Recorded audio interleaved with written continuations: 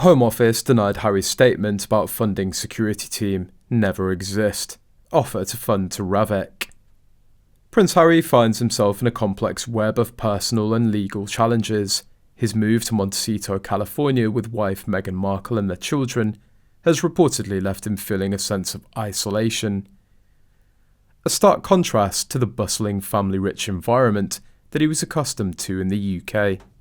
Prince Harry's judgment against A&L is due tomorrow. This is his case for the article in the Mail on Sunday, where they said that Harry misled people re his offer to pay for his security. Harry's claiming aggravated damages for reputational damage because the Ministry of Home Security said that he hadn't offered to pay. He tried to make an offer of paying later after the public found out he was suing the Home Office. Prince Harry's told a court that wife Meghan Markle felt forced to leave Britain when they stepped back as senior royals. Is this an attempt to walk it all back? Since he says that he didn't really want to leave, how can he or does he explain his gleeful freedom flight? Or his participation in trashing his family on Oprah? And if those were joint projects, how does he explain away all that he wrote in his book Spare? Harry and Meghan's statement, Step Back, is still available on Sussex Royal Instagram page. Harry and his solicitors should not be allowed to lie to the courts to get their way. It has to be very exhausting to be a perpetual liar for a living. It's impossible for a person to keep up with all their fibs and who they told them to. Eventually, they begin to believe their lies and slip up. Harry's stunning statement on Thursday, British time, came as part of a 3-day hearing in a London court.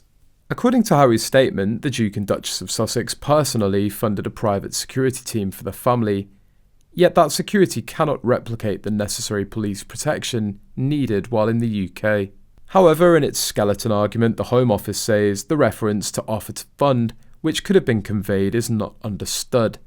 There's never been an offer to fund and still hasn't been made to Royal and VIP Executive Committee RAVEC in any material form.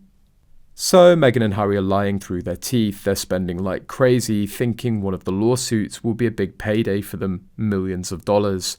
Meghan's spending like crazy on ugly clothes and media articles. Harry's going through millions for lawsuits. The duo kept putting out that they had $1 billion brand together. What they didn't understand is the difference between working towards $1 billion brand, which is what they should be doing, and actually having $1 billion brand. They basically spent money thinking the jobs and cash would come pouring in after the Netflix series Spare and Endgame got published. Now they realise how little the Americans care about rich people whining about more money and silly titles. I guess that's why the Sussexes are putting out articles about how desperate Charles is to have them for Christmas. Harry needs to go home to demand money from his family, use his kids to pull at some heartstrings, take some pictures of his kids with King Charles, in the hopes the media, public and Hollywood would think the Sussexes are back within the royal fold. The Sussexes are in their end game. If the future King William can stand outside a grocery store in the UK and go for a jog in Central Park with no issues, who cares for Harry's temper tantrum?